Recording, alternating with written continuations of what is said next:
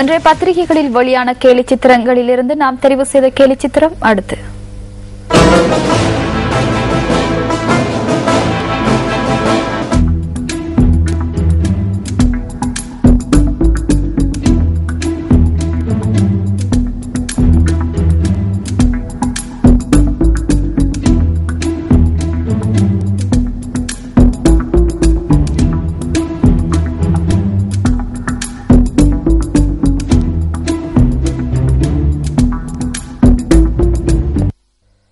செய்திகள் தொடர்கின்றன. மாகாண சபை தேர்தல்களில் பெண்கள் பிரதிநிதித்துவத்தினை 25% அதிகரிக்கும் நோக்கிலான மறுசீரமைப்பை அமுல்படுத்த வேண்டியதன் அவசியம் தொடர்பில் ஐக்கிய தேசிய கட்சியின் பாராளுமன்ற உறுப்பினர் சஜித் பிரேமதாச வலியுறுத்தியுள்ளார். சர்வதேச மகளிர் தினத்தினை முன்னிட்டு காலியில் நேற்று நடைபெற்ற நிகழ்வொன்றில் கலந்து கொண்டு உரையாற்றிய போதே அவர் இவ்வாறு கருத்து வெளியிட்டுள்ளார்.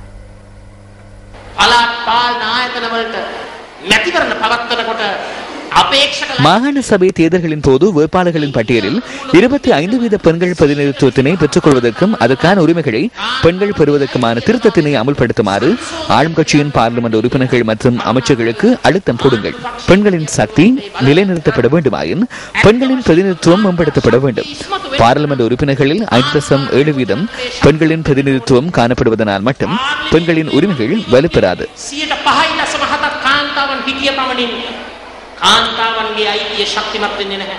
காலி நகர சபையில் நடைபெற்ற நிகழ்வில் பார்லிமெண்ட் உறுப்பினர் சஜித் பிரேமதாச மகளிர் அமைப்பொன்றுக்கு நிதியுதவி வழங்கினார்.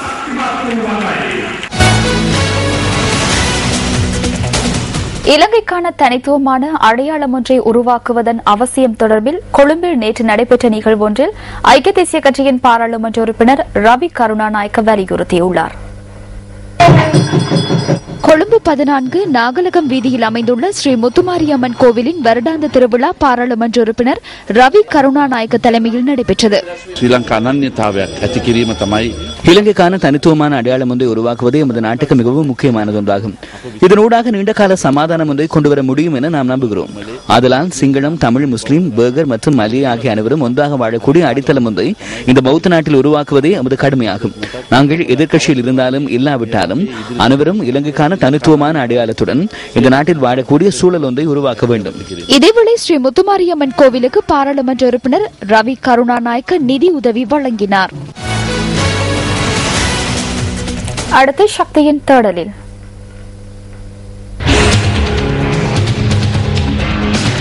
நாட்டில் அபிவிருத்தி பணிகள் துரித கதையில் முன்னெடுக்கப்பட்டு வருகின்றமை கண்கூடு. எனினும் அபிவிருத்தியின் நிழல் இம்மி அளவும் விழாத சில பிரதேசங்களும் காணப்படுகின்றமை கவலைக்குரியதே. புத்தளம் முந்தல் பிரதேச செயலகத்திற்கு உட்பட்ட உடப்பு கிராமம் இன்று சோபை இழந்து இவ்வாறு காட்சி அளிக்கிறது. நேர்த்தியான குழாய் நீர் கட்டமைப்பு இல்லாமையினால் இந்த கிராம மக்கள் தமது குடிநீர் தேவையை பூர்த்தி செய்ய முடியாத அவல நிலையை எதிர்நோக்கி உள்ளனர். கீரியங்கள்ளி பகுதியில் அமைக்கப்பட்டுள்ள நீர்த்தாங்கியிலிருந்து 6 கிலோமீட்டர் தொலைவில் உள்ள தமது கிராமத்திற்கு நீர் விநியோகிக்கப்பட்டு வந்ததாக மக்கள் தெரிவிக்கின்றனர். எனினும் கடந்த ஜனவரி மாதம் முதல் தமக்கான நீர் விநியோகம் சீராக இடம்பெறவில்லை என மக்கள் அங்கலாய்க்கின்றனர். இப்போ 2 மாதமா எங்களுக்கு தண்ணி வரையில. நாங்கள் 15,300 கட்டி தண்ணி எடுத்தும் ஒரு பிரயோசனம் இல்லாமல் போயிட்டுது.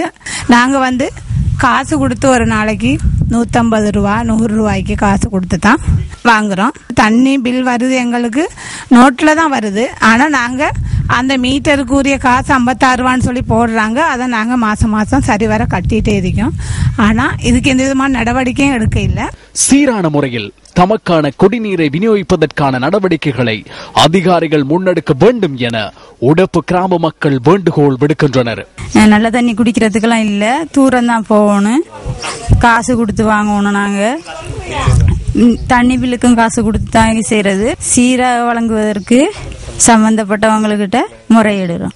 ஆசியாவின் ஆச்சரியம் என்னும் மாபெரும் அபிவிருத்தி பயணத்தில் நாடு இணைந்துள்ள வேளையில் அபிவிருத்தி அத்தியாவசிய தேவையாக உள்ள உடப்பு கிராமத்தின் குடிநீர் பிரச்சினை தொடர்பிலும் அதிகாரிகள் கவனம் செலுத்த வேண்டியது அவசியம் அல்லவா? நீர் வழங்கல் அதிகார சபை தலைவரே, இது உங்களின் கவனத்துக்கு. இனி விளையாட்டுச் செய்தி. லசித் மாலிங்க ஊடகங்களின் முன்னிலையில் நடந்து கொண்ட விதம் தொடர்பில் உரிய நடவடிக்கை எடுக்க வேண்டும் என இலங்கை கிரிக்கெட் நிறுவனத்தின் நிறைவேற்றுக் குழுவின் பிரதம அதிகாரி அஜித் ஜெயசேகர பரிந்துரை செய்துள்ளார். லசித் மாலிங்க ஊடகங்களின் முன்னிலையில் நடந்து கொண்ட விதம் தொடர்பில் விசாரணைகளை மேற்கொண்டதன் பின்னரே அவர் இதனை தெரிவித்துள்ளார்.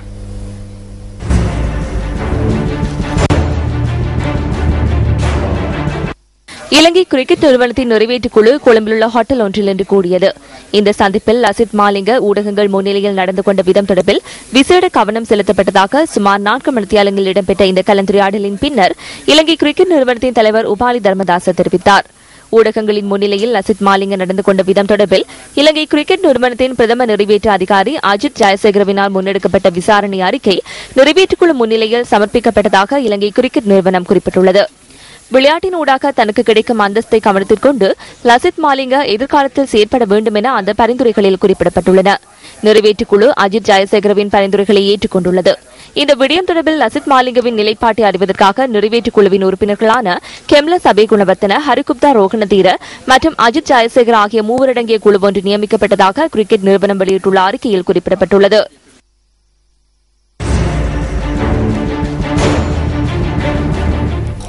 கிரிக்கெட் தலைவர் பதவிக்காக போட்டியிட திலங்க சுமதிபாலவுக்கு எவ்வித தடையும் கிடையாது என சர்வதேச கிரிக்கெட் பேரவைக்கு அறிவித்துள்ளதாக அந்த தரப்பின் உப பொருளாளர் பதவிக்கு போட்டியிடுகின்ற அரவிந்த் ஜெயரத்ன தெரிவித்துள்ளார். 134வது நீல வர்ணங்களின் சமரில் கொழும்பு ரோயல் கல்லூரி அணி வெற்றியீட்டியுள்ளது. கல்கிச புனித தோமஸ் அணியை 7 விக்கெட்டுகளால் தோல்வியடையச் செய்தது. 134வது நீல வர்ணங்களின் சமர் கொழும்பு SSC மைதானத்தில் நடைபெற்றது. இதன் முதல் போட்டியில் புனித தோமஸ் அணி அதன் முதல் இன்னிங்ஸில் 192 ஓட்டங்களை பெற்றுக் கொண்டது. பதிலளித்தாடிய ரோயல் அணி 5 விக்கெட் இழப்புக்கு 260 ஓட்டங்களை பெற்றுக் கொண்டது. புனித தோமஸ் அணி இரண்டாவது இன்னிங்ஸில் 2 விக்கெட்டுகளை இழந்து 22 ஓட்டங்களை பெற்றுக் கொண்டது. இந்த போட்டியில் அதிக ஓட்டங்களை பெற்றுக் கொண்ட தினேஷ் டி மெல் 49 ஓட்டங்களை பெற்றுக் கொண்டார். ஷாமிக கருணாரத்ன 32 ஓட்டங்களுக்கு 4 விக்கெட்டுகளை கைப்பற்றினார். புனித தோமஸ் அணி இரண்டாவது இன்னிங்ஸில் 132 ஓட்டங்களை பெற்றுக் கொண்டது. போட்டியில் வெற்றி பெறுவதற்கு 65 ஓட்டங்களை இலக்காக கொண்டு ரோயல் கல்லூரி ஆட்டத்தை தொடர்ந்தது. ரோயல் அணி 10.5 ஓவர்களில் 3 விக்கெட்டுகளை இழந்து போட்டியை வெற்றி கொண்டது. இதேவேளை நீலவர்ணங்களின் சமரில் இறுதியாக 2006ஆம் ஆண்டில் ரோயல் கல்லூரி அணி வெற்றியீட்டியிருந்தமை குறிப்பிடத்தக்கது. மற்றொரு உள்நாட்டுச் செய்தி. ஐக்கிய தேசிய கட்சியின் உறுப்பினர்கள் சிலர் இன்று ஒழுக்காற்று குழு முன்னிலையில் ஆஜராகினர். கட்சி தலைமையகமான சிறிகொத்தாவில் இந்த ஒழுக்காற்று நடவடிக்கை முன்னெடுக்கப்பட்டது. பாராளுமன்ற உறுப்பினர்களான பாலித்த ரங்கே பண்டார மற்றும் அசோக் அபேசிங்கவுடன் மேல் மாகாண சபை உறுப்பினர் ஷிலா லாக் திலக ஆகியோர் இன்று கட்சியின் ஒழுக்காற்று குழு முன்னிலையில் ஆஜராகினர். கடந்த வருடம் கொழும்பு ஹைட் பார்க் மைதானத்தில் நடைபெற்ற ஐக்கிய பிக்குகள் முன்னணியின் பேரணியில் கலந்து கொண்டமையினால் ரங்கே பண்டார மற்றும் அசோக் அபேசிங் ஆகியோர் ஒழுக்காற்று குழு முன்னிலையில் பிரசன்னமாகினர். ரணில் விக்ரமசிங்கவின் ஷரியா சட்டத்தினால் 47 லட்சம் வாக்குகளை பெற்ற ஐக்கிய தேசிய கட்சிக்கு இன்று 23 லட்சம் வரை வாக்குகள் குறைவடைந்துள்ளன. அடுத்த தேர்தல் வரும்போது இந்த 23 லட்சம் 21 லட்சம் வரை குறைவடையும். அதனாலேயே இதனை மாற்ற வேண்டும் என நாம் கூறுகின்றோம். இந்த அஹிம்சை வழியிலான கெரில்லா முறையினால் நாட்டின் அதிகாரத்தை கைப்பற்ற உள்ள இந்த தலைவருக்கு நாம் நேரடியாக ஒரு விடயத்தை கூறுகின்றோம். ஷரியா சட்டம் போன்ற சட்டத்தை நடைமுறைப்படுத்தி ஐக்கிய தேசிய கட்சி நாட்டின் அதிகாரத்தை ஒருபோதும் பெற முடியாது. ஐக்கிய தேசிய கட்சியின் ஊடாக இந்த நாட்டின் அதிகாரத்தை பெற வேண்டுமானால் நிச்சயமாக ஐக்கிய தேசிய கட்சியின் தலைமைத்துவம் மாற வேண்டும் என மக்களுக்கு கூறுகின்றோம். கடந்த வருடம் சிறிகொத்த கட்சி தலைமையக தாக்குதல் தொடர்பில் முன்வைக்கப்பட்ட குற்றச்சாட்டு குறித்தே ஷிலா லாக் திலக இன்று ஒழுக்காற்று குழு முன்னிலையில் ஆஜரானார். நாம் முன்வைக்கும் எதிர்ப்புகளால் தொடர்ந்தும் ஒழுக்காற்று நடவடிக்கைகள் காலதாமதம் அடையும். நாம் ஐக்கிய தேசிய கட்சியினர் என கூற விரும்புகின்றோம். ரணில் விக்ரமசிங்கவின் காட்டு சட்டத்துக்கு அமைய முன்னெடுக்கப்படும் விசாரணைகளுக்கு நாம் பயப்பட மாட்டோம். இவற்றை நாம் அச்சமின்றி சந்திப்போம். இதேவேளை சுகையினம் காரணமாக தான் ஐக்கிய தேசிய கட்சியின் ஒழுக்காற்று குழு முன்னிலையில் இன்று பிரசன்னமாகவில்லை என பிரதி அமைச்சர் அப்துல் காதர் தெரிவித்தார். முன்னாள் பிரதமர் நீதியரசருக்கு எதிரான குற்றப்பிரேரணைக்கு ஆதரவாக வாக்களித்தமை மற்றும் 18வது அரசியலமைப்பு திருத்தத்திற்கு ஆதரவாக வாக்களித்தமை காரணமாக இன்று முற்பகல் 9 மணிக்கு அப்துல் காதர் ஒழுக்காற்று குழு முன்னிலையில் பிரசன்னமாக இருந்தார். ஒழுக்காற்று குழு முன்னிலையில் ஆஜராகுமாறு நீதிமன்றம் நேற்று வழங்கிய உத்தரவு தனக்கு கிடைக்கவில்லை என இது தொடர்பில் நியூஸ் ஃபர்ஸ்ட் வினவிய போது அப்துல் காதர் குறிப்பிட்டார். இருப்பினும் சுகையினம் காரணமாக தனக்கு ஒழுக்காற்று கொள்ளும் முன்னிலையில் ஆஜராக முடியவில்லை என குறிப்பிட்டு கடிதம் ஒன்றையும் மருத்துவ அறிக்கை ஒன்றையும் அனுப்பி வைத்துள்ளதாக அவர் கூறினார். தான் நீதிமன்றத்தின் உத்தரவை மதிப்பதாகவும் எதிர்காலத்தில் ஒழுக்காற்று கொள்ளும் முன்னிலையில் ஆஜராக எதிர்பார்த்துள்ளதாகவும் அப்துல் காதர் மேலும் தெரிவித்தார். இதேவேளை நீதிமன்றத்தின் தடை உத்தரவில் உள்ள விடயங்கள் தொடர்பில் எதிர்காலத்தில் தெளிவுபடுத்துவதாக ஐக்கிய தேசிய கட்சியின் பொதுச் செயலாளர் திஸ்ஸாத்த நாயக்க கண்டியில் இன்று ஊடகங்களிடம் கூறினார். நீதிமன்றத்தின் அனுமதி வழங்கப்பட்ட சம்பவம் தொடர்பில் தொடர்ந்தும் ஒழுக்காற்று நடவடிக்கைகள் முன்னெடுக்கப்படும் என அவர் மேலும் குறிப்பிட்டார். நியூஸ் ஃபர்ஸ்டின் மக்களை செய்தி வழங்கும் திட்டத்தின் புத்தாக்க படைப்பே யூ ரிப்போர்ட்டர். நாடளாவிய ரீதியில் உள்ள நியூஸ் ஃபர்ஸ்டின் யூ ரிப்போர்ட்டர்களின் முதல் குழாத்தினர் மக்களை செய்தி வழங்கும் திட்டத்தில் இன்று உத்தியோகபூர்வமாக இணைந்து கொண்டனர்.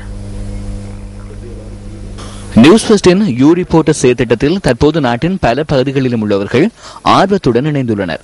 யூ ரிப்போர்ட்டராக தம்மை பதிவு செய்து கொண்டவர்களில் நூற்றுக்கணக்கானவர்கள் வரையறுக்கப்பட்ட கேபிட்டல் மகாராஜா நிறுவனத்தின் தலைமையகத்தில் உள்ள கேட்பூர் கூடத்திற்கு இன்று வருகை தந்திருந்தனர். மக்களை செய்தி வழங்கும் புத்தாக்க முறையின் அனுகூலங்கள் தொடர்பில் அறிந்து கொள்ளும் நோக்கில் யூ ரிப்போர்ட்டர்களுக்கான முதலாவது செயலமர்வு இன்று நடைபெற்றது. நியூஸ் ஃபர்ஸ்ட் குழாத்தினர் செய்தி சேகரிப்பு, இலத்திரனியல் செய்தி சேகரிப்பின் போது தொழில்நுட்ப சாதனங்களை கையாளும் முறைமை உள்ளிட்ட பல்வேறு விடயங்கள் தொடர்பில் இதன்போது விளக்கம் அளித்தனர். மக்களை செய்தி வழங்கும் முறையில் தகவல் தொழில்நுட்பத்துறையின் பங்களிப்பு தொடர்பிலும் இதன்போது விளக்கம் அளிக்கப்பட்டது. அதனை அடுத்து புத்தாக்க ஊடகத்துறையான நியூ மீடியா தொடர்பில் அறிமுகம் செய்யப்பட்டது. நேரடி செய்தி ஒளிபரப்பு தொடர்பிலும் யூ ரிப்போர்ட்டரின் முக்கியத்துவம் குறித்தும் இதன்போது அவர்களுக்கு கற்பிக்கப்பட்டது.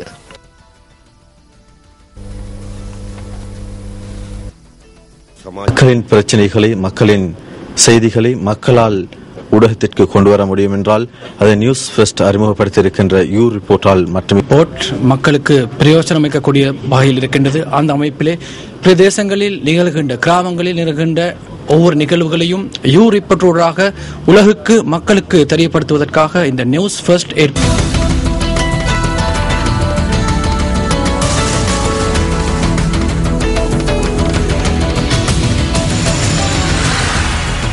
இத்துடன் நியூஸ் ஃபர்ஸ்டின் 8 மணி பிரதான செய்திகள் நிறைவு பெறுகின்றன. வணக்கம்.